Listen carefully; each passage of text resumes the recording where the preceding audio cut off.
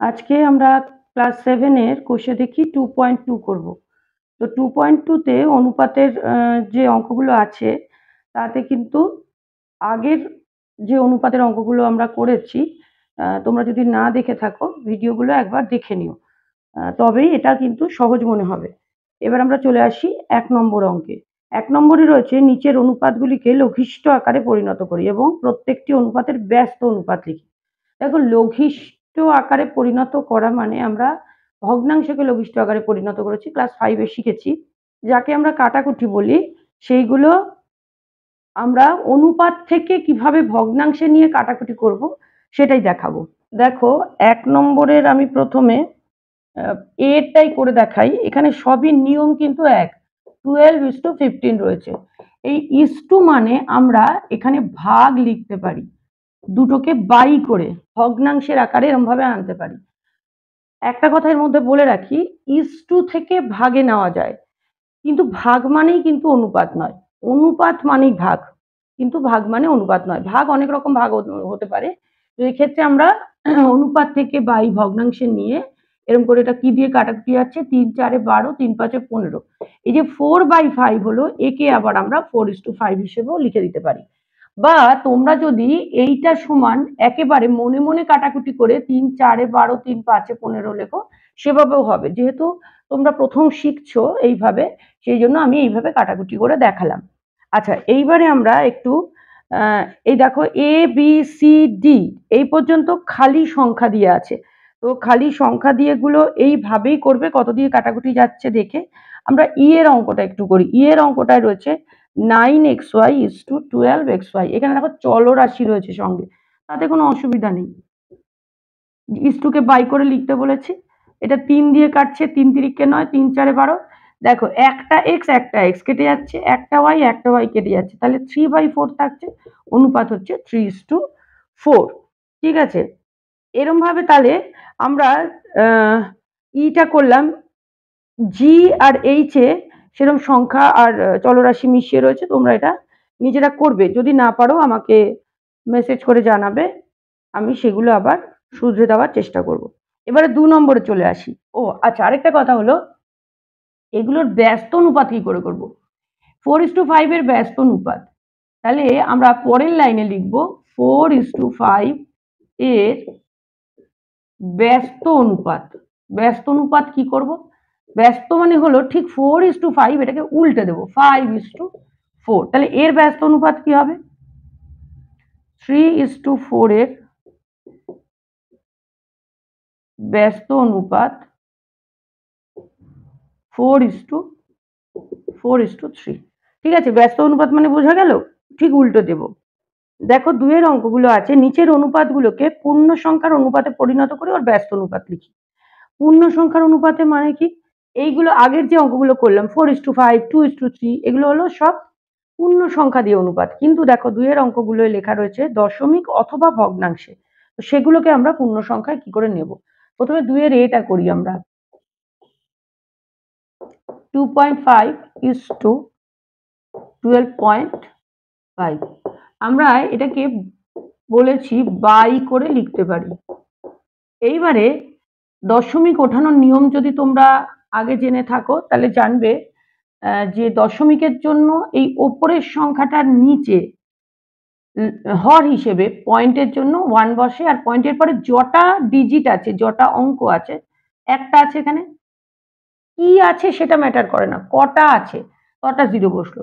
এবার নিচের জন্য আমরা যদি পয়েন্ট, এটা পয়েন্ট উঠে গেল, নিচের জন্য পয়েন্ট ওঠাতে গেলে ওপরে আমরা লিখবো পয়েন্টের জন্য 1, আর পয়েন্টের পরে একটা আছে তাই একটা শূন্য, তাহলে এই 10 10 কেটে গেল।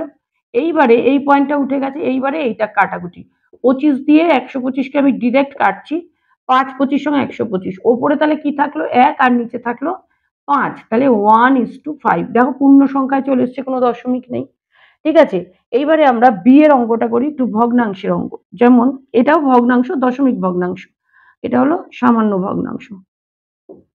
এই আছে, আমি বলেছি বাই, এই সংখ্যাগুলো আমরা বাই মানে ভাগ করছিলাম অনুপাত থেকে, এখানেও ভাগ করব, যেহেতু ভগ্নাংশ আছে আমরা ভাগের নিয়মে করব। ভাগ 7/10, এটাকে আমরা কি লিখতে পারি, গুণ হয়ে ভগ্নাংশের ভাগ কি হয়, গুণ হয়, উল্টে যায়, 10/7 উল্টে গেল। এখানে কাটাকুটি যাচ্ছে, 4 দুগুণে 8, 5 দুগুণে 10, আর কাটাকুটি যাচ্ছে না, ওপর ওপর গুণ, 25 আর 4 সাথে 28, তাহলে অনুপাত কত হচ্ছে, 25:28। এই যে পূর্ণ সংখ্যা চলে এলো। ঠিক আছে। আচ্ছা, এবারে আমরা একটু কোনটা করি, পূর্ণ সংখ্যা আর ভগ্নাংশ মিশিয়ে এরটা দেখো, এরটা আছে 22:4 পূর্ণ 5/7। 22 তো পূর্ণ সংখ্যাতেই রয়েছে, কিন্তু এটা মিশ্র ভগ্নাংশে রয়েছে, এটাকে আমরা অপ্রকৃততে নিয়ে যাবো আগে। 4 সাথে 28, 29 33, 33-এর 7। দেখো, যেহেতু একটা ভগ্নাংশ রয়েছে সেহেতু আমরা কিন্তু এটাকে আবার সেই ভাগের নিয়মে করবো। এটা ভাগ, এবারে আমি আর ভাগ দেখাচ্ছি না, একেবারে গুণ করে উল্টে দিচ্ছি। 7/33, দেখো 11 দিয়ে যাচ্ছে, 11 দুগুণে 22, 3 11 33, তাহলে ওপরে কি থাকলো, 7 দুগুণে 14, নিচে 3 1 3, তাহলে 14:3। এই ভগ্নাংশটাকে আবার অনুপাতে নিলাম, পূর্ণ সংখ্যায় চলে আসলো 14:3। এইভাবে তোমরা দশমিকের আর ভগ্নাংশে, সামান্য ভগ্নাংশের অনুপাত থেকে পূর্ণ সংখ্যার অনুপাতে করতে পারো। দেখো, এইচ এর অঙ্কটা একটু করে দিই আমি। এইচ এর অঙ্কটা কি আছে, 4.4:5.61, 4.4/5.61।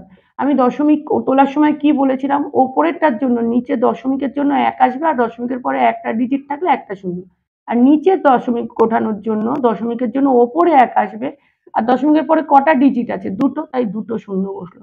এবার দুটো দশমিক উঠে গেল, এই শূন্য শূন্য কেটে গেল, আর কি দিয়ে যায়, এটা 11 দিয়ে যাবে, 4 11 44, 5 11 55, 11, এইটা হলো। আর কিন্তু যাচ্ছে না, তাহলে 4 10-কে 40/51 হচ্ছে, এটাকে আমরা 40:51 এই অনুপাতে, পূর্ণ সংখ্যার অনুপাতে আমি লিখতে পারি। ঠিক আছে। 3 নম্বর অঙ্কগুলো দেখো কি আছে, নিচের অনুপাতগুলোর মিশ্র অনুপাত নির্ণয় করো এবং মিশ্র অনুপাতগুলি গুরু, লঘু না সাম্যানুপাত লেখো। প্রথম কথা, মিশ্র অনুপাত কি, মিশ্র অনুপাত হলো, ধরো দুটো অনুপাত আছে, একটা ধরো 2:3 আর একটা হলো 4:5, এর প্রথম পদ আর এর প্রথম পদ দুটো গুণ করব, এর দ্বিতীয় পদ ইন্টু এর দ্বিতীয় পদ গুণ করব। এখানে আমি দুটো দিয়ে বোঝালাম, সেখানে 3টে 4টে 5টা, মানে মোটমাট একাধিক অনুপাত দেওয়া থাকলে তাকে আমরা গুণ করে করে, প্রথম পদগুলোর গুণ দ্বিতীয় পদগুলোর গুণ করে আমরা মিশ্র অনুপাতে নেব। এবং গুরু লঘুটা পরে আসছি, আগে দেখি মিশ্র অনুপাতে নিই। 3-এর এতে 3টে অনুপাত আছে, কি কি, 8:6, আরেকটা আছে 3:6, আরেকটা আছে 26:13। এই 3টে অনুপাতের এদের মিশ্র অনুপাত কি হবে, আমি বলেছি প্রথম পদগুলোর গুণফল, তাহলে 8:3 × 26, এইটার গুণফল এই দ্বিতীয় পদগুলোর গুণফল 6 6 আর 13 গুণ হবে। এইভাবে গুণ করে লেখার পর আমরা যদি গুণ না করে, আমরা তো আলটিমেট কি করব, মানে তো বাই করে দেবো। দেখো, এটা যদি গুণ না করে আমি একবারে বাই করে কাটাকুটি করি, তাহলে অনেক ছোট হয়ে যায় আমাদের, মানে অত বড় বড় গুণ করতে হয় না। দেখো, 13 দুগুণে 26, 3 দুগুণে 6, 4 দুগুণে 8, আর এটা 3 দুগুণে 6, 2 দুগুণে 4, তাহলে এখানে পড়ে থাকলো কি, 2 দুগুণে 4/3, মানে 4:3। তাহলে এটা অনেক সোজাসুজি সহজ হলো, গুণ আগে করবে না, আগে সব গুণ হিসাবে রেখে বাই করে কাটাকুটি করবে, তারপরে গুণ করে লিখবে, অনেক ছোট গুণ হয়ে যাবে। এইবারে আমরা একটা ভগ্নাংশে নিই, এরটাই করি, 7/5:3।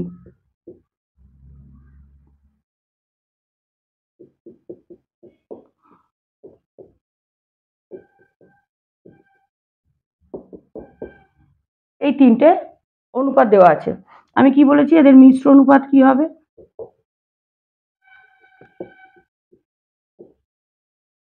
3টে প্রথম পদের গুণফল, তাহলে 7/5 × 5/7 × 3, এইটা দ্বিতীয় পদগুলোর গুণফল 3 × আচ্ছা, এটাকে আমরা মিশ্র ভগ্নাংশ থেকে অপ্রকৃততে নিয়ে যাবো, 16-16, 17-16 × 16। এই দেখো, এখানে কাটাকুটি হয়ে যাচ্ছে এখানেই, তাহলে কত থাকলো, এখানে খালি 3 থাকলো, এখানে 3 17 51। দেখো এই দুটো ইস্টু করার পর এবার আমরা আবার বাই করব, কারণ আমরা দেখতে পাচ্ছি এই দুটো আবার যাচ্ছে কাটাকুটি।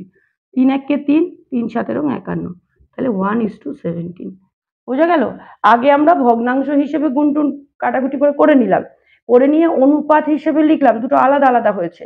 কিন্তু দেখা গেল অনুপাত হিসেবে লেখার পরেও কাটাকুটি যাচ্ছে, তখন আমরা বাই করে কাটাকুটি করে আবার লঘিষ্ঠ আকারে নিয়ে আসলাম। ঠিক আছে?